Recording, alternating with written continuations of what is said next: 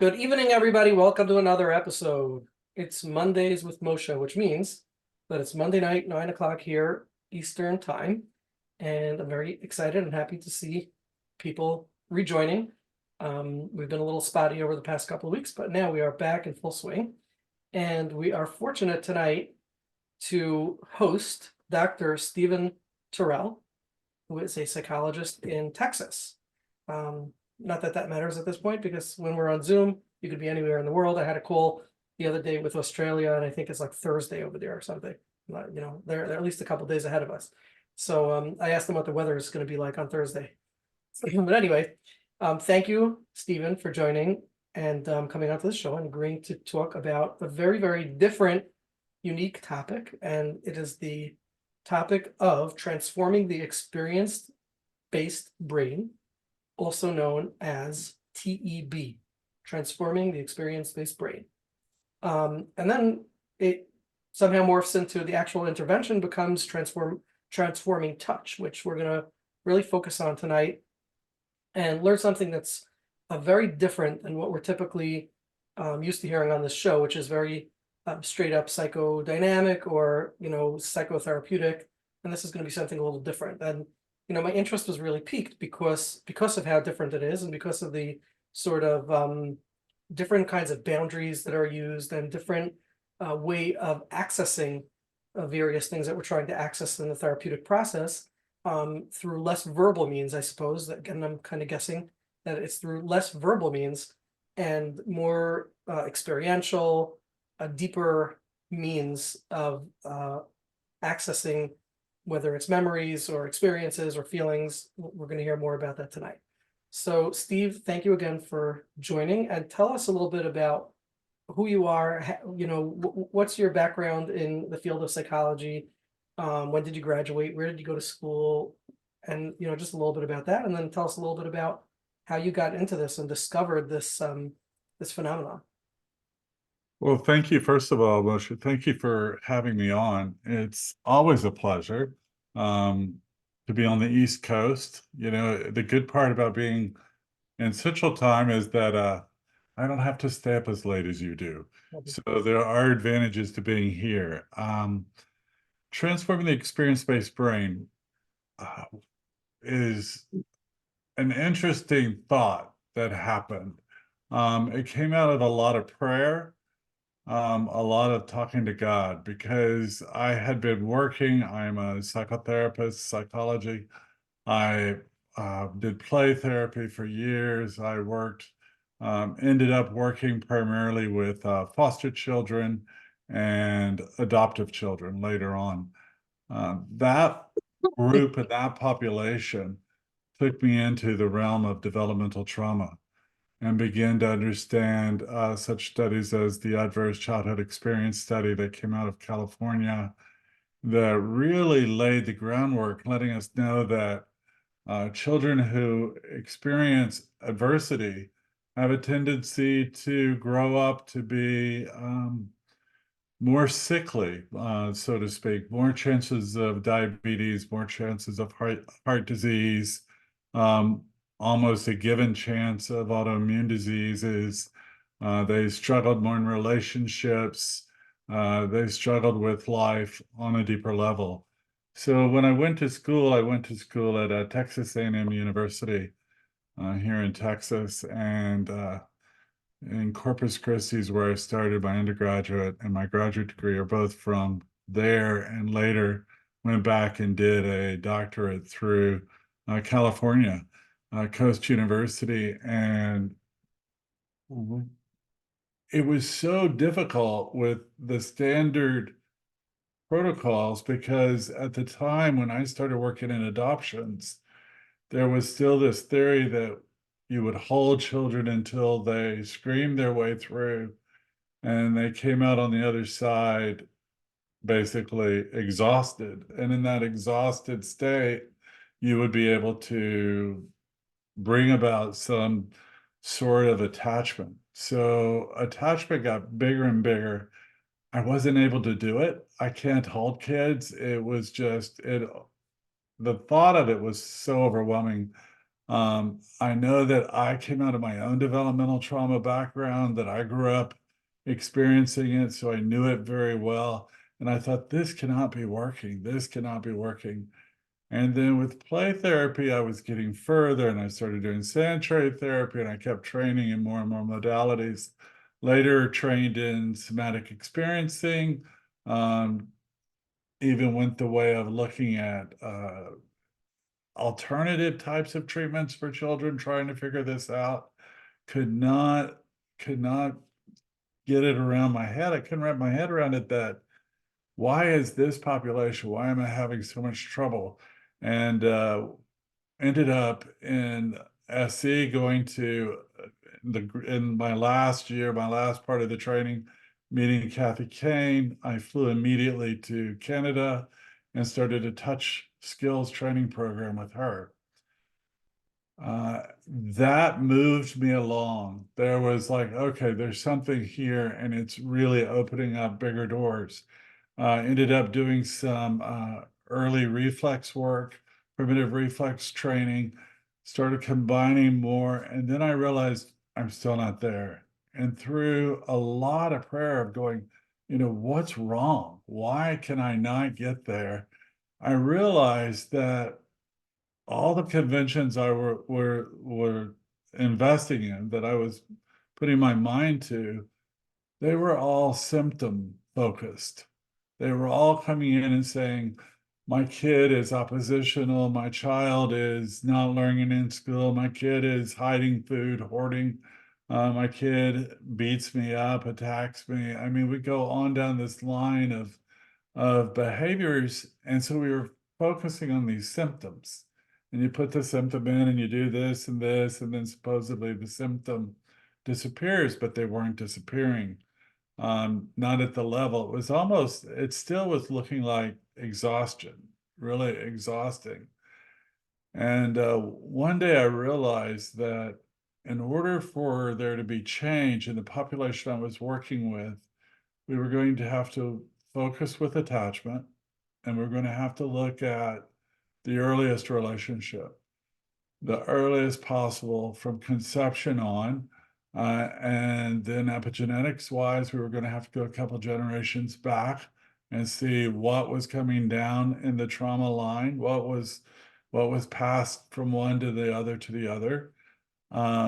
In that relationship of attachment, we were really going to have to go in and look at the earliest attachment and figuring out how can we recreate, how can we create a sense in our office of safety where we become the secure base as the therapist, where as the therapist, I'm able not only to become the secure base, I'm able to withstand whatever you happen to bring forward, whatever is happening for you in your life. I'm going to be able to hold a space for that. This moved me towards understanding agreement instead of resistance. Up until then, it was more about, trying to talk someone into something or listen to someone until we got there, and really changing that and coming back around and going, okay, what are we looking here for? What are we looking to happen here? And what we're looking for is to repair the earliest possible relationship by building somatic trust.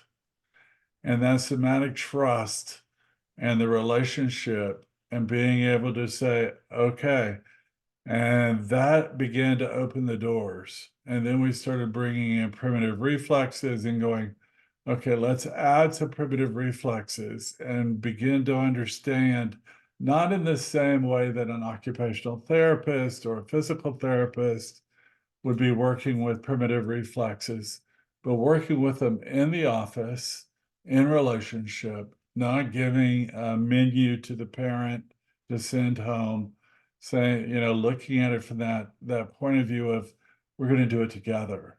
We're going to do it here. I'm going to do it. We should help you, show you how to do it. And so when I started, it was hilarious because it was unheard of to have a table in your office. And it was almost like you had to put it in a dark room and hide it because it was so unheard of to be using a table, and especially with kids. And so I always had parents in the room. We would put the kids on the table, the child, and we would work with this building it. And it came to me that through prayer that really needed to focus on that somatic trust piece and let the symptoms go away. Hmm. The reason I say let the symptoms go away is that symptoms are not the problem, is what I figured out, is that the symptoms aren't the problem. Symptoms are keeping the child alive at this time. Since then, that whole process has transferred into adults. Now I've used it on probably 35,000 table sessions to date, at least of 45,000. Most of those are adults.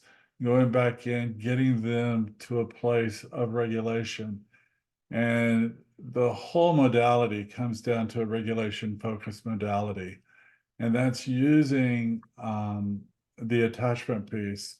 If we looked at, I'm going to open up the share screen for a moment, and we look at the whiteboard here, and we think about, okay, there's lots of conversation going on in all of our communities right now. We're talking a lot about, okay, these windows of tolerance and understanding that window of tolerance.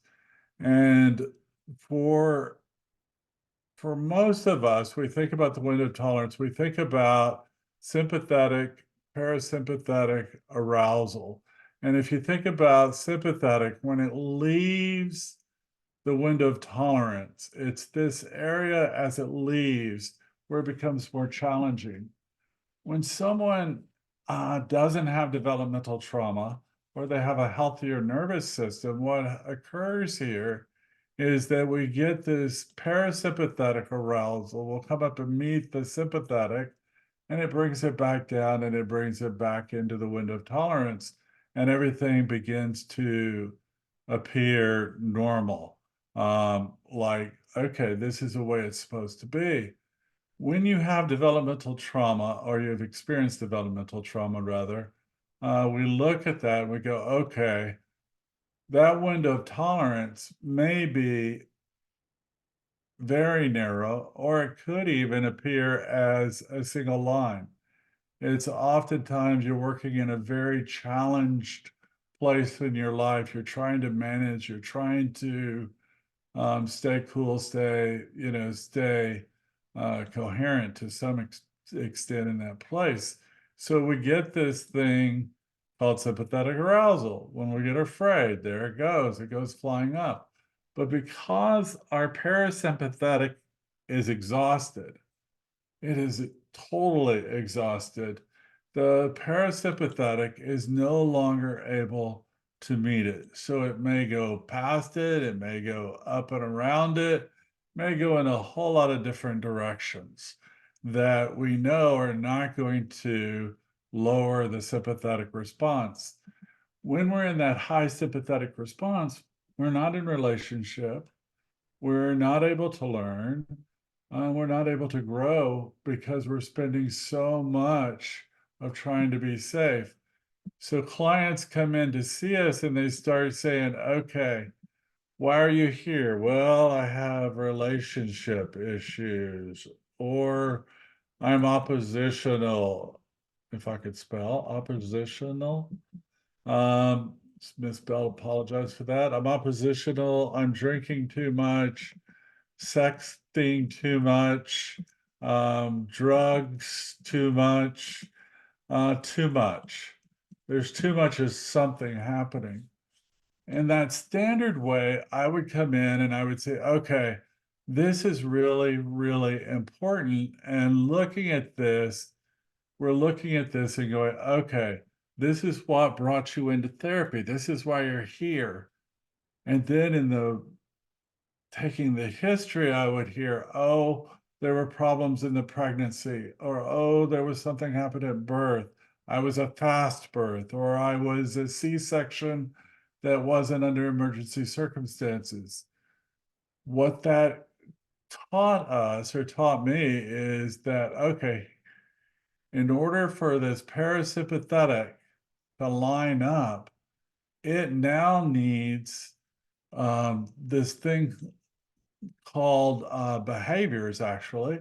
And it now needs these because these are coming in. Whatever symptoms you have are showing up like crutches. It's what the parasympathetic binds with in order to create you safe. So instead of looking at these relationship, opposition, drinking, sexting, drugs, or whatever behavior it happens to be, as this super negative thing that we need to eliminate immediately in someone's life, it's about us looking at that and going, thank God. Thank God for those, because those are keeping me safe. Those are what is allowing me to be in relationship, actually. Those are what's allowing me to learn, to go to college, to get married, to have children, to raise a family.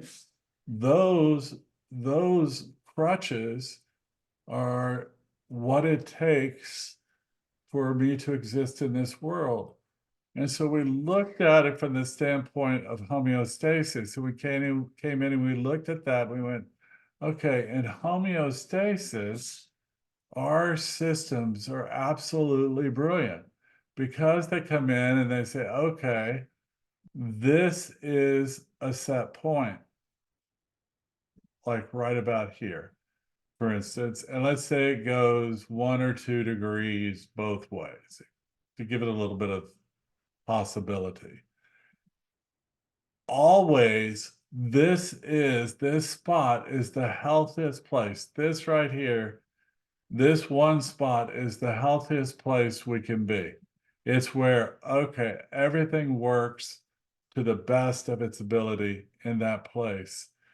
So when we're looking at this, if we take away one of these crutches, we would reform a new one immediately, or within a matter of days or weeks. It would happen pretty rapidly.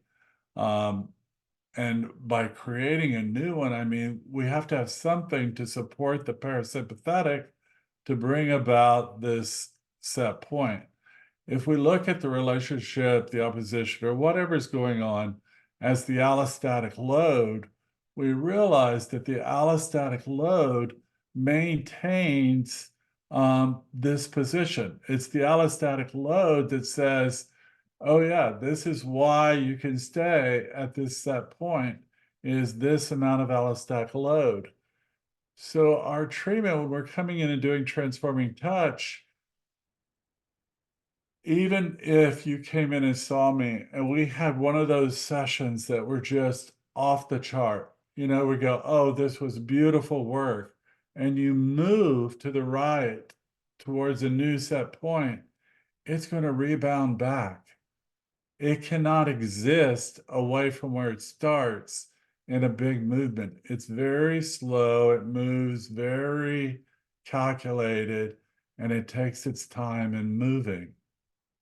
Hey, Steve, can I have you pause for a couple of minutes? I want to just paraphrase some of what I'm hearing you say, make sure I'm understanding it, and then make sure that our viewers are understanding it as well. Okay. And I'm going to just ask, do you mind? I can't see the screen. Hold on, let me see if I can. The Yeah. one I'm on the whiteboard or the regular Yeah, screen? do you mind stopping the screen for a minute? Thanks. There you We'll go. get back to that. But I just want to remind everybody that we appreciate if you could turn on your videos for those of you who can, so that we can be interactive. So thank you for those of you who already have. And of course, if you have any questions or comments and you're a mental health professional, please raise your hand by using the reactions tab on the bottom right of the screen, and we'll call on you and take your question or comment. Steve, so I think what's happening here is that the TEB is looking, and again, you'll explain this more, but it's seeking to regulate the nervous system, I and wonder what you'll think, Sheila.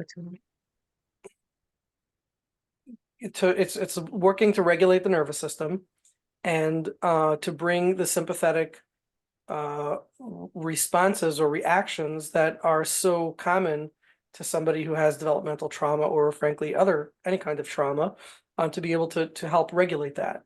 And we're seeing, like all or most modalities of treatment, we're seeing the symptoms as coping mechanisms that are being used in order to help regulate so that the person doesn't stay in such a hyper aroused state. They use either drugs or avoidance or substances or whatnot to be able to bring themselves down.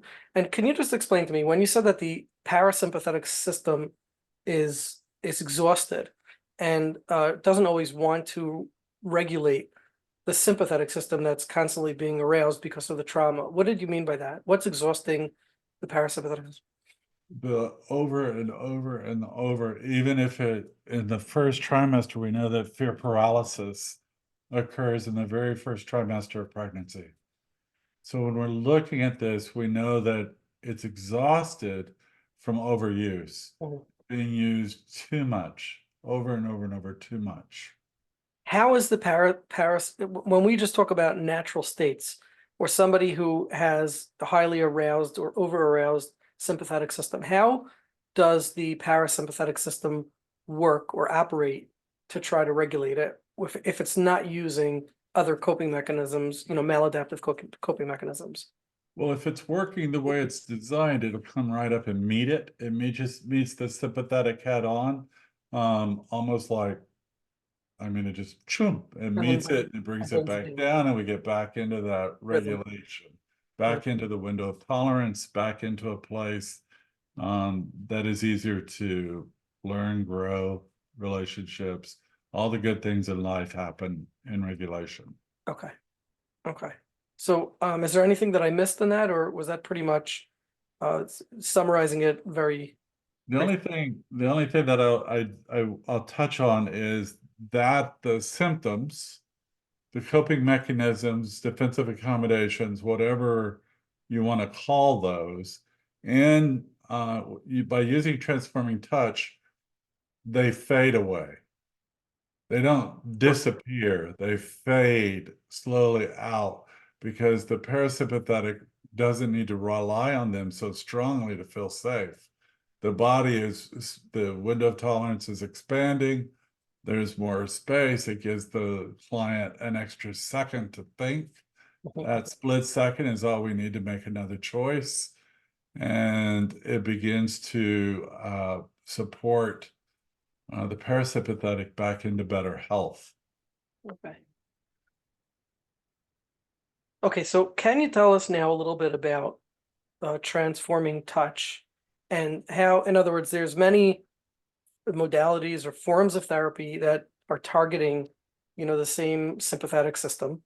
Mhm, I know you had said somatic experiencing is something that you trained in, mhm. and many of these kinds of therapies are looking to re-regulate or help regulate the system, and sort of rewire the neurons or the neuropaths. So, what is transforming touch? How do you use it, and how is it different, or in what ways is it targeting the developmental trauma or trauma that's different than some of these other modalities? Well, the one thing is we go back to Alan Shore's work on healing right brain to right brain, coming into that, all the research he did showing us right brain to right brain. And we know that babies are nurtured right brain to right brain. I know almost 100% that takes place. So transforming touch, we're coming in to support you differently. Like there's a lot of modalities that require you to have a specific goal, or they come in and they say, not only do you need a specific goal, I'm going to teach you a bunch of exercises to do. And if this happens, do these exercises. And those are great, but they don't get to the core of it. So Mhm. we're really going to the core. I'm not going to ask you, track this in your body. I'm not going to say something like, can you track what's happening in your body? You feel this, your finger starts to twitch and you spend an hour in session going, watching that fingers twitch. We don't do that. We're not requiring you to do anything. Basically, what we're coming in is seeing you as a baby on the table. No matter how big you are, no matter how much beard you have or don't have, no matter what age you are in life, and I've had people in their 80s and 90s on my table, we're coming in, you're going to be there, and we're going to ask your permission before we ever touch you. We're going to have a set amount of time that we're going to be at each place. So we're going to ask you, and we're going to move without waiting for some magical thing to happen within you. We're not looking and tracking you. We have awareness of you there. We can tell if you're getting activated. We know that when you're getting activated, that something's happening or something's occurring in your system. And maybe we're going to change our approach, like how much time, because the time is the adjustable. We're going for your adrenals, which we know that the hypothalamus sends a message to the pituitary, and together they're sending chemicals at the time of threat to the adrenals dumping cortisol, they're dumping epinephrine and other chemicals into the bloodstream. We know that it's telling your gut to shut down. We know that all of this is happening. So now we're going to come in and we're going to support those systems. We're going to support your autonomic nervous system. We're going to support your adrenals. We're going to support your ankles, your proprioceptors. We're going to be coming in and moving through this. We're going to have some quiet time. We may have an enhancement that we're going to do that's in a very specific spot. We're going to talk about that before and get your permission, whether it's one of the primitive reflexes we're working on, or maybe we're working on digestion or your endocrine system or your vestibular system. Whichever system we're working on is going to be the enhancement. And when we get done, we're going to sit with you for a couple minutes in silence and just let whatever we've done begin to integrate. We still work with overcoupling, undercoupling. We work with a lot of those same trauma type behaviors, but we're going to do the work of supporting you and waiting for you to find me instead of me chasing you, which is So tell me, I'm trying to understand, I'm trying to visualize what's happening in the session. Uh, right. Supporting adrenals doesn't help me visualize it that well, although, I'm sure there's meaning to it. But is the client talking or the patient talking? Are you talking? Are they imagining? What's happening first before we talk about the touch? We're not imagining.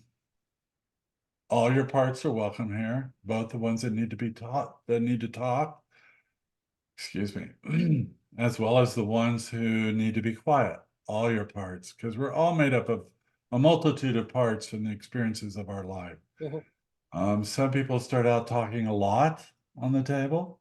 Some people don't talk at all. Some people cover their eyes so they don't have to look at you. mhm. They'll look away in the beginning. We're measuring those things are all being documented. And even though we're not pointing them out, saying, every time you cover your eyes, you may not be getting as well or moving towards another place as rapidly. We don't come back in and criticize that. We're just saying that, you're doing the best you can.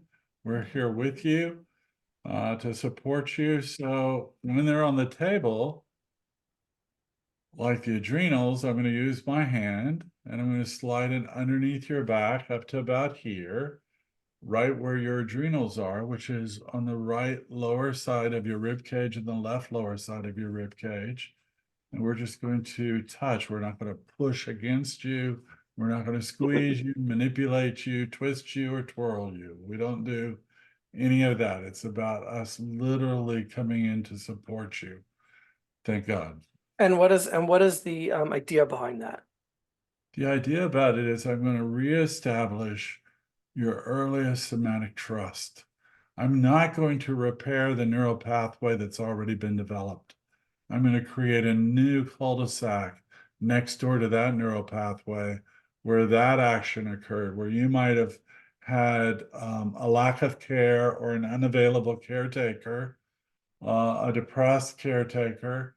You might have been in a hospital situation where you weren't able to be cared for. Uh, as we know, there's on and on and on list of reasons people can't seem to connect. Mhm. And I'm going to come in and I'm going to connect with you by waiting for you. Like I'm not going to say, here I am, look at me, look at me. We support dissociation where most other modalities say, oh, you can't heal in dissociation. We come in and say, oh, yes, you can. When you realize that if it weren't for dissociation, it's just another symptom. It's a way that we stay safe, except it's a way that God gave us to stay safe. We're organically designed to dissociate when life is more than we can handle. Organically designed that way. It's no mistake that we all do it. It's within us all. And so if you dissociate, I'm going to let you dissociate. But I'm going to note how long you dissociate. And maybe as we go on, you'll dissociate less and less and less and less. And I know that something's changing in your nervous system. Mhm. Somehow we're bringing about a different. And so is your argument that the nervous system can be worked with even in a state of dissociation? Of course, Mhm. of course, by being supported, Mhm. maybe not worked with as much as supported. Mhm. Right here with you. When you come back, I'm going to be here. I'm not going to get up and run away. I'm not going to bring you back by saying, wake up, come back, come back. I'm going to be Does the support in fact enable the person to come back sooner because they're feeling calmer from their state of dissociation by waiting. by supporting? Yes, they almost always come back quicker and always much more relaxed. And it's used more as a way of this is natural. Mhm. Wow. So what is the patient talking about on the table prior to the transforming touch? Are they giving you their life story? Are they talking about physical symptoms or behaviors, symptomatic behaviors? And then how do you know when to sort of swing in and begin the transforming touch? Is that based on arousal? No, it's based on you come to see me and you come into my office and I say, have a seat, and you would sit down. And once you sit down, I'm going to say, how are things going? And what with you sitting up as an adult, we're going to have a conversation about what's been happening for you or what may have come up for you, or basically it's active listening to what you're saying. And then after about 5 to 10 minutes, I'm going to say, let's get started. And you get on the table and you may keep talking after you get on the table. Some people do. Others get very quiet. So, there's no rhyme or reason who's going to do what. We do know that talking is just as much a defensive accommodation as drugs and alcohol. I mean, it could be just as powerful if you talk nonstop. And so when we're on the table, we begin the process. We open up, we bring about a sense of relaxation and begin the process. But it's not, it doesn't eliminate you from talking. Mhm. But we've had an adult conversation. So when people get on the table, they talk about their relationships sometimes. They talk about going ice skating. They talk about walking. They talk about their kids. They talk about grandkids. They talk about the holidays coming. They'll talk about some new recipe they discovered. I mean, it's the Mhm. whole gamut of conversation. Now, Steve, my understanding is that there are, I'm not sure if it's 7 different spots or places that you use transforming touch. Can you tell us a little bit about what those are and what it's about and where they came from? Yeah, they all came out of prayer. So it's easy to say where they come from. They came out of a desperate prayer, probably in the beginning. But then they get put into work until they were proven to be what I thought they were in the beginning. But we start by opening up the chest or the heart with right shoulder, left hip. Then we go left shoulder, right hip. And then we move to the right adrenal or the left adrenal, and then the other adrenal, and then the brainstem, and then the ankles. And then we go into the enhancement, and then we come out of that and we go into limbic installation. And the limbic installation kind of seals the deal, so to speak. It's about crosses the midline. It begins to use the corpus callosum from the left brain to the right brain, taking information and doing a bit of an imprint with it. It also has an attachment focus of finding me in that final stage, and it has a bit of that adolescent work coming through of pushing boundaries and really pushing against um, something more solid, like an adult. Wow. I want to invite anyone who has questions to please raise your hand using the reactions tab if you have a question or comment. Steve, let me ask you some, I guess, basic question, therapy, psychotherapy setting questions. So many of our clients or patients who have trauma or developmental trauma, but especially trauma, are terrified of touch. Mhm, They're terrified of people. They're terrified of relationships. mhm. And to have somebody come in the office and offer them something as intimate as touch, excuse me, do you come across that as a challenge, or do you find people have resistance, or actually become doubly traumatized or re-traumatized from the risk of being touched? I'm not aware of anyone who became re-traumatized. I haven't had that experience. Before you ever come to see me, we've already had that conversation. So you know that's coming up. If someone's afraid of touch, we can do it with intention. Like I could leave you sitting in the chair and I could work here, or I could work online with someone using intentional touch.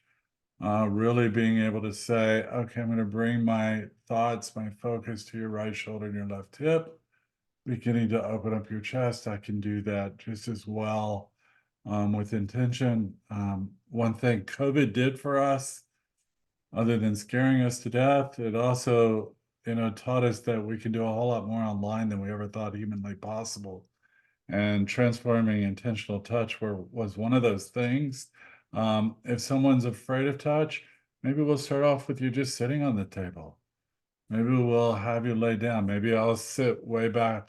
Maybe you'll touch my hand before I touch your hand. Maybe you'll touch me. And I give people one of the disclosures that I believe are really important is to say to someone, your young self is who we're working with. We're working with that young self, but your adult self sometimes will see intimacy and confuse it with relationship and might think that there's something else happening here. And just a disclosure that if that you start to sense that's happening, let's talk about it. Let's talk about the transference, countertransference, and get into excuse, excuse me, but yeah, we get into that. We talk about it. Some people take several weeks before they're able to, and we can also start off with maybe 30 seconds. Normally we try to do 5 minutes. We'll start off at 30 seconds, maybe 10 seconds. Maybe we're just going to do a triangle of healing, which is just brainstem, right adrenal, left adrenal, back, holding all three. Maybe we're going to start with something much less in the supporting of the system.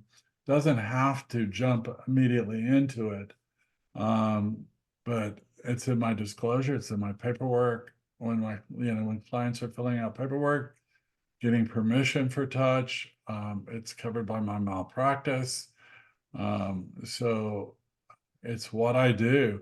If that's not what you want, let me refer you to an EMDR therapist or an IFS therapist or a regular talk therapist, whatever. Let me help you find someone who understands developmental trauma. And part of it is understanding that resistance is what I like to work with. That's the initial resistance coming on board. And I can work with that. I can definitely work with that and um, bring about a room that feels safe enough for that to happen. Okay. Let's take a question from one of our participants. Frady, go ahead. Okay, it's not a question. It's actually, I just wanted to say hi, and I wanted to tell you that there's something inside that just is stirred, that I think it's your first time being invited to such a platform, and welcome. Thank you. Thank you, Brady. It's good to see you, and I appreciate that. Looks like it's raining wherever you are, or is No, that? I'm in a car. I'm traveling. But Oh, it's good. really, I don't know what this is, but I'm like almost like proud. In Yiddish, it's called Chapik Nachas, whatever that means, but the others know. Thank you. Okay, thank you. Thank you. Thank you. Thank you. Okay. Anybody else with a question or a comment?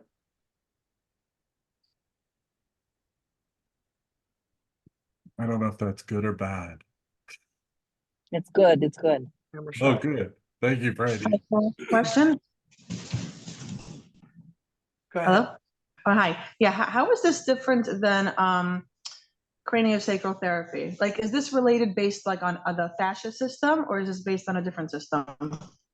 It's based on the nervous system, and craniosacral is going to be based on um, being able to listen for tides, listen for how the body is put together, basically.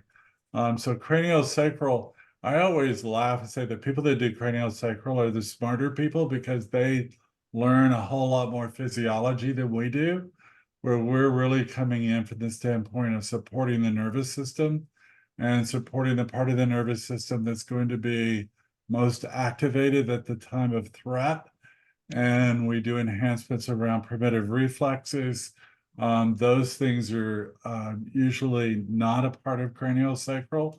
Uh, Craniosacral therapists find it extremely helpful to do 7-point, but between 6 and 7, where we would have an enhancement, they do craniosacral work as the enhancement. So the nervous system's already shifted to a lower level for the craniosacral therapists to come in and begin their work, and it makes their work a bit easier for them and brings about a bit more titration, a little bit quicker, and moves them along. Okay, all right, thank you. Thank you so All right. much. Appreciate it. Let's take a question from Hannah. Hi. Hi, Hi. Hannah. How are you? I'm very well. How are you? I'm good. I just wanted to share that for anyone that wants to take the training, there's being a training in Lakewood, March 3rd to March 6th is the first module, and there's still some openings. And you can message me or apply on austinattach.com. And that's all. It's good to see you. Thank you, Hannah. It's great to see you. It's always good to see you. Thank you. Thank you. Okay. Thank you. Let's talk to Chaim. Go ahead, Chaim. Hi, Dr. Terrell. It's very nice to meet you. Nice to see you. I can't say it's my first time listening to you, but because I listen online and everything. But I think I've heard something today that's new to me, and this whole thing is that we should look at disassociation and all these bad things as a good thing. If you can elaborate on that, because this is totally new to me. Well, if you imagine for a moment that you were activated, Chaim, and Hmm. in your activation, you began to dissociate. If I were to bring you back rapidly by saying, hey, come back, wake up, here I am, you would still be activated. Whatever activated you did not disappear. So there isn't really that idea that, oh, there's going to be something different here when you come back. It isn't. But if I allow you to completely use your resource, which your resource at that moment is dissociation, then your system's going to say, oh, this works. And as I begin to revalidate organically that this system of dissociation is a gift from God, in my opinion, because it saves so many of us from really bad things, then you're going to be able to say, okay, I have a resource. I have an internal resource that's beginning to build within me. I can use this. And it's the idea that we're supporting you. We don't stop work when you dissociate. We continue to work. We continue to support whichever point we happen to be. We keep moving and keep bringing about a sense of we're right here waiting for you. When you come back, you're going to be able to find me. I'm right here. I haven't changed. I'm not worried. I don't have any concern that you've done something. And I just think that dissociation gets a really bad rap. I think that it is so much a part of all of us. And by embracing that, it truly is one of our strongest organic resources. Right, but if the disassociation comes in a form of bad behavior like drugs or any other type of thing, how do you kind of embrace that without encouraging it? That's kind of that's what I'm grappling with. Okay, let me understand that. Can you put it a different way for me? So let's say somebody disassociates by using drugs or any other bad behavior to run away from their trauma or whatever the case is. Okay. So do you tell the patient that this is a good thing, this is a blessing, what you're doing? Or maybe I misunderstood it. I think probably there may have been I may have misspoke. If you're using like drugs or something to dissociate, that would be your coping mechanism. That's your defensive accommodation. That creating that level, that's a chemical dissociation. That's different than an organic dissociation. But Gotcha. I don't target that. If you came in and you were doing drugs, as long as you weren't doing harm, like you weren't committing suicide or something, that kind of harm, I'm not going to focus on your drinking. I'm not going to focus on those parts. I'm going to come over here and build regulation and let those fade away naturally, where you don't have to resort to those sorts of resources, where your body doesn't need that to feel safe. So it is part of the process of healing, is that those will get they'll begin to fade away. Now, if somebody is really a sex addict or a drug addict or an alcoholic and it's bringing harm, I'm definitely going to use 12-step programs and outside resources to support the work. But we're still going to, in session, we're going to be focusing on our relationship and your nervous system, and more about you being able to reestablish somatic trust and to reestablish your ability to make a different choice, to where you don't feel so boxed in and you have more room. Okay, thank you. Miriam, go ahead. Hi, Steve. Thank Hello, you. Miriam. How are you? Okay, good. Thank you. So I think, I could just say for myself as a licensed therapist, using transforming touch in my practice definitely took me time to actually integrate it. I am based in New York. I did look into it in terms of what's allowed and what's not, but everyone speak to your own supervisor.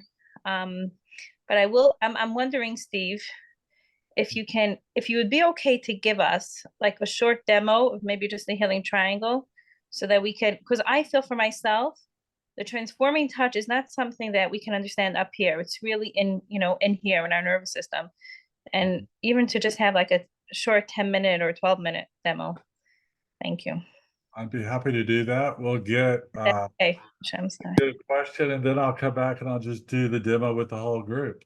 Absolutely. Yeah, let's go to Suri. Suri,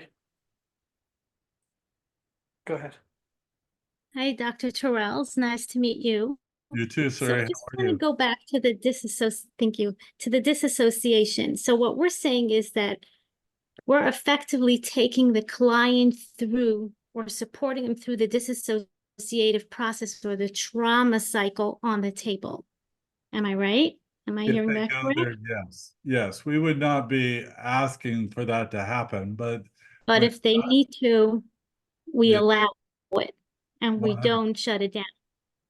exactly. So what I'm thinking is that probably when that cycle is over, maybe not when it happens on the table, the activation is going to come in. Usually the activation is going to show up if I allow you to stay in that state and I don't interfere with your organic self. Usually, the majority of the time, you're going to come right back during this session and you're not going to be in a state of activation. It's like you cut yourself and now you put a band-aid on it and the bleeding stopped. And so that's what the process of dissociation is supposed to do. It shouldn't activate after, it should actually drop you, is the organic purpose of it, is to drop you into a more safe place.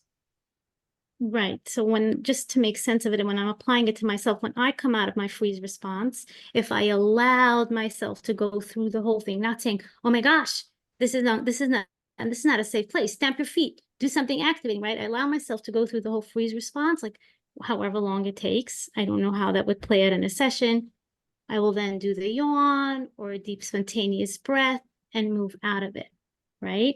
That's correct.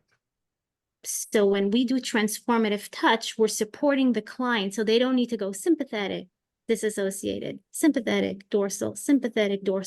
We're holding them through the disassociative process or the dorsal till they come out.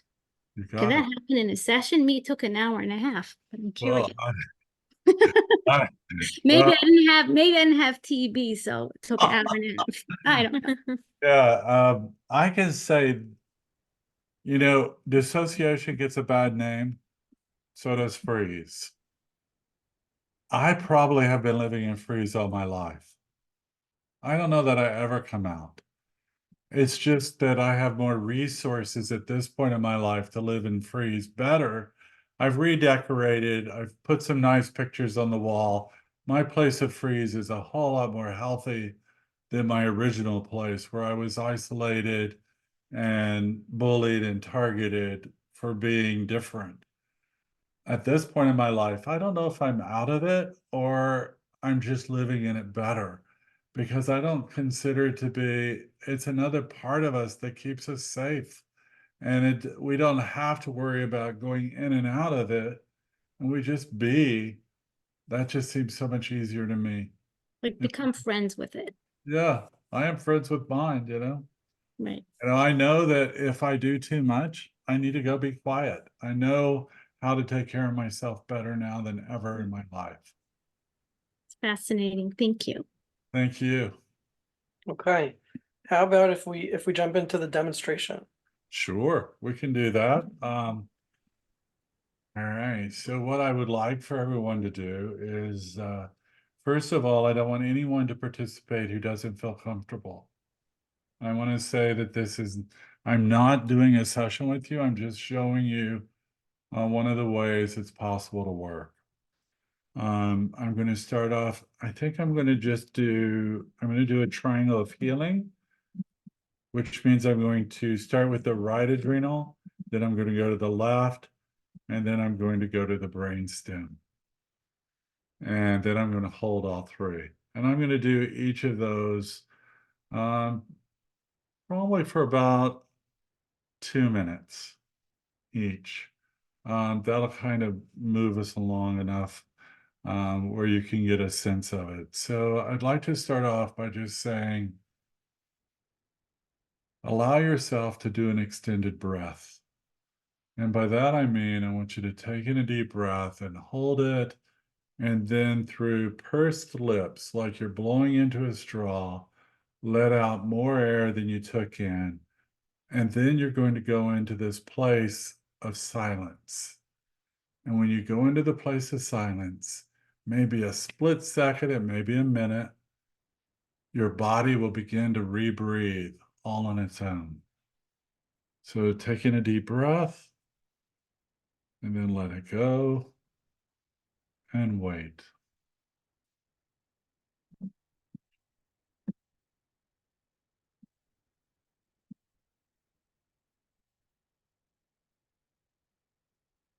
Yeah, and just notice that your body knew exactly what to do all on its own and knew how to begin to bring about breath, air in your lungs, your blood flowing.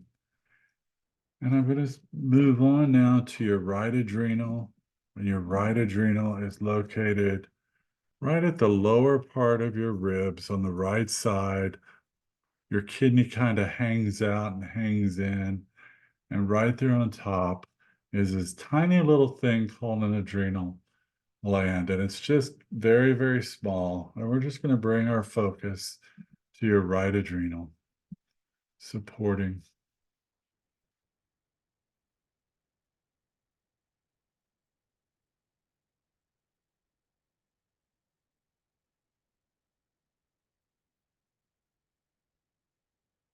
Right adrenal.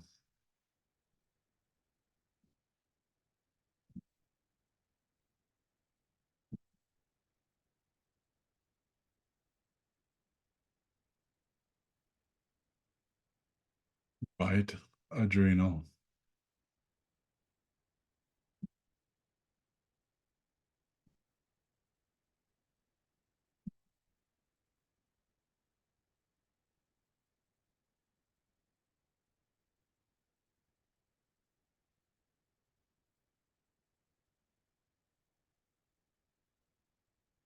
Right adrenal.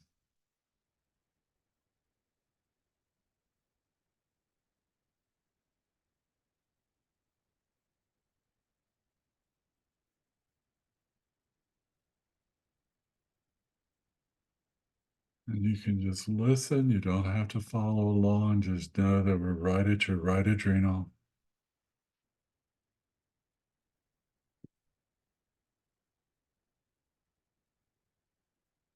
And slowly and gently, we're going to move on to your left adrenal on top of your left kidney. Left adrenal.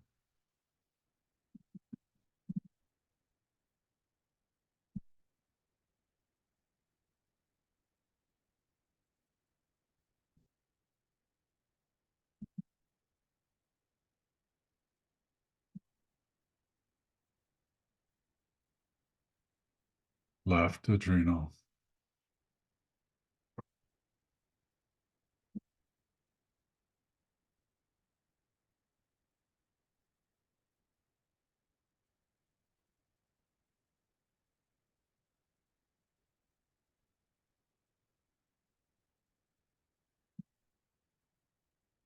Left adrenal.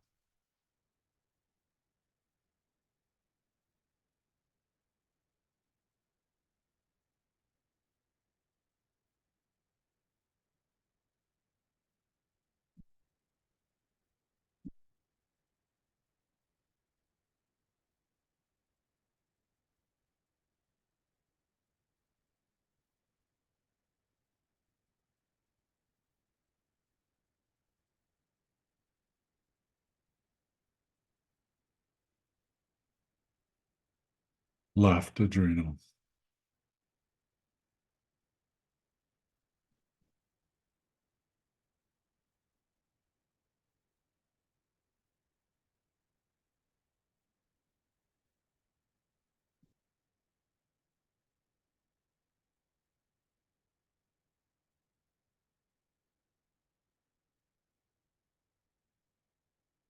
Allowing our thoughts to move on to our brain stem, right at the base of our skull in the back, right where our spinal cord passes into our brain, into the skull,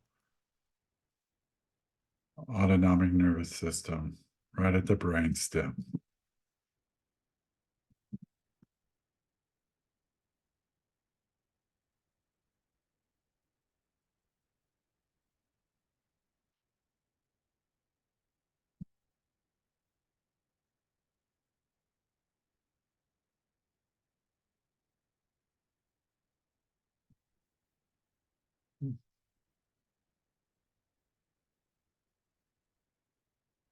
brainstem,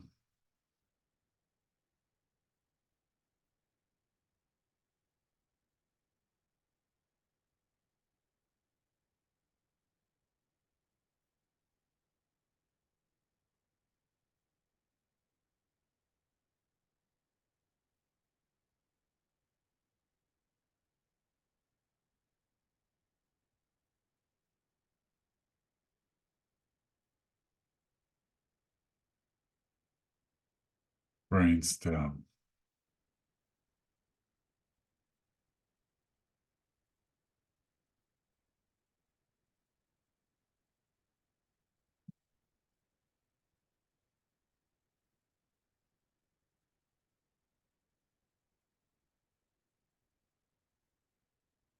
allowing our thoughts to hold all three simultaneously: brainstem, right adrenal, left adrenal, back to the brainstem, creating the triangle of healing. Triangle of healing.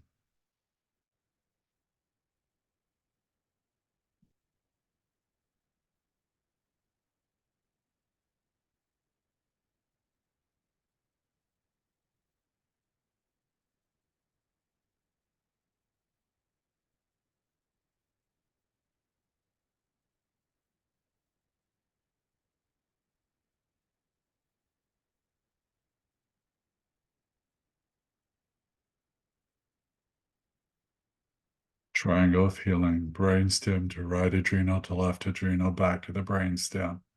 Triangle of healing.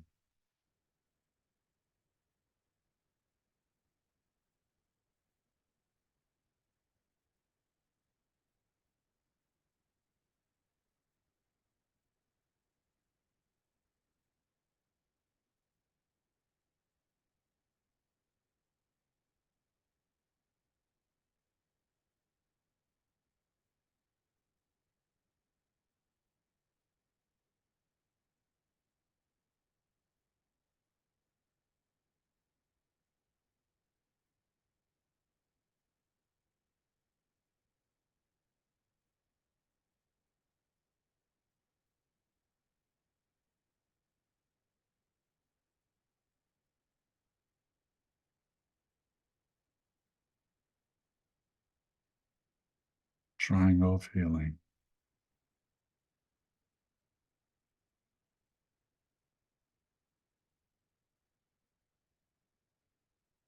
And just taking a moment now to allow whatever has happened to begin to integrate and to transform.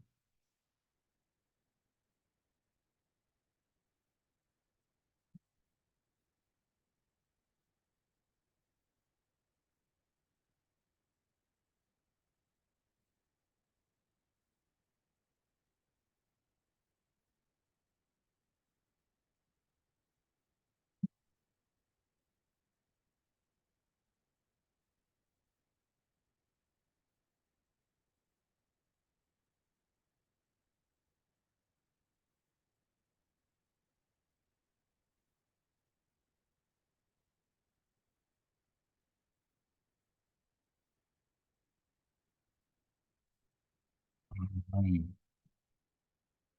you all for letting me process with you, for the opportunity to give you a bit of a demonstration. If we were in person, I would probably be putting my hands in all those places, or my hand. I work with one hand. Some people work with two. I work with one. I can say you're all invited to join us either in Lakewood or Borough Park or in Muncie. Maki Rosenberg is in Muncie. She's our coordinating sponsor there, and we have Esther Cohn in Borough Park, and we will be in all of those places. We're also doing an experiential group if you want to just come find out what it's all about in Borough Park in a few weeks. So all of that is happening, and the advantage is I really feel that this work is a calling for me. I know it is a calling, and I hope it would be for you, to where it would have that same amount of appreciation. So every Thursday, we have free consultation for all of our students and graduates. for an hour on Thursday mornings, and then we do a healing afterwards, and it's free, no cost. On Tuesdays, we do a review. It's done by Ellen Keating out of Chicago, and it's no charge for that. And we do all sorts of ways to bring about community. If you took our course and you wanted to repeat it, you repeat it at half price. We're not, it's more about the healing work, and we really work with you as close as we can, or we have people, there's trained people all over the world, in every, not every country, but most of Europe and part of the Middle East. So there are people out there.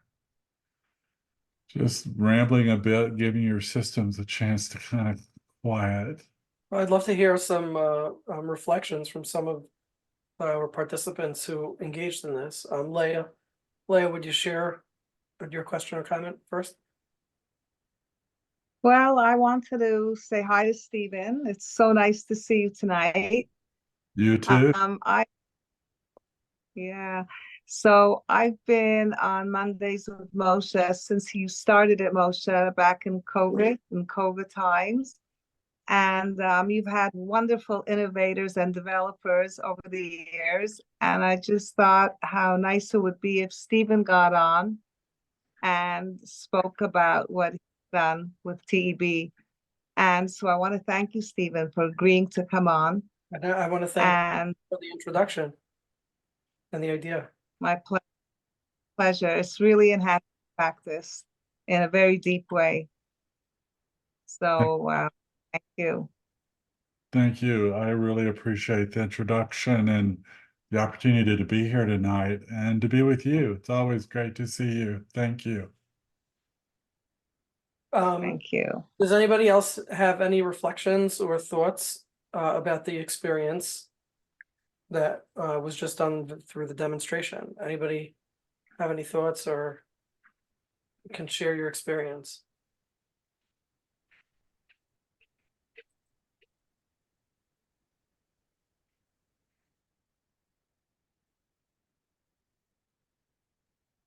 Okay.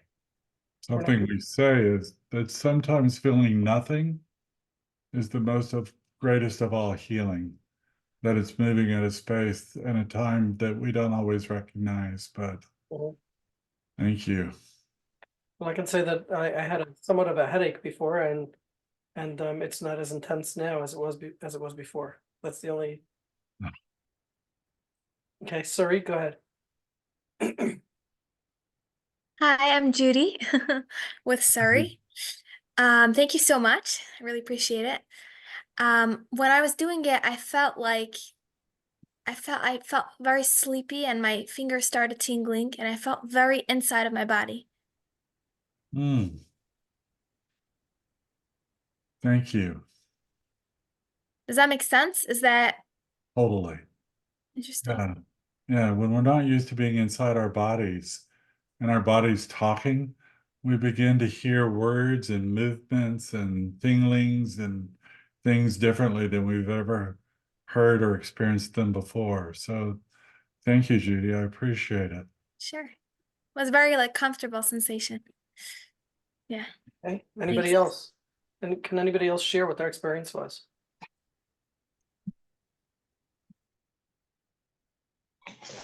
Hi, can I share? Sure. Yeah, I just noticed that that once we brought our attention to my left adrenal, I started seeing very intense dark colors. Like my eyes were closed and I just saw all different kinds of geometric shapes of dark colors. It was very interesting. Have you ever had that happen before? No. Yeah, what do you think that means? Any idea? It must be something subconscious. Yeah. Yeah. I agree. Yeah. I agree. Thank you. Yeah, sure. Okay. Well, okay, so we all got a little bit of a taste of what TEB is, what it looks like, and I'm glad to hear that there are TEB trainings occurring just within the next 5 or 6 weeks in the region. So for those of you who are in the New York, New Jersey area, you can certainly look into, what is it? What's the website? It's www. We don't really need to say that anymore, I guess, but it's Austin, AUSTIN, attach, ATTACH.com. And that you just go into trainings and you click on TEB and you're going to see all of those cities are going to be listed and other cities around the United States that where we'll be, and in Ireland. So, and we're waiting to go to Israel. We were supposed to be in Israel in November, and we all know that that got a bit derailed, but that doesn't mean we're not going to Israel. Malky Rosenberg was just there and sent us videos, and so we look forward to going. Hopefully, within the next few months, we will be in Israel teaching. Okay. Well, I want to thank you, Steve, for coming on, sharing this information with us. This is something that was actually new to me. I had not known anything about it until, let's say this morning or this afternoon. Okay, or when I started, reading up a little bit. So thank you for sharing, and I hope that this brings more interest and awareness to TEB. And have a good night. Thank you.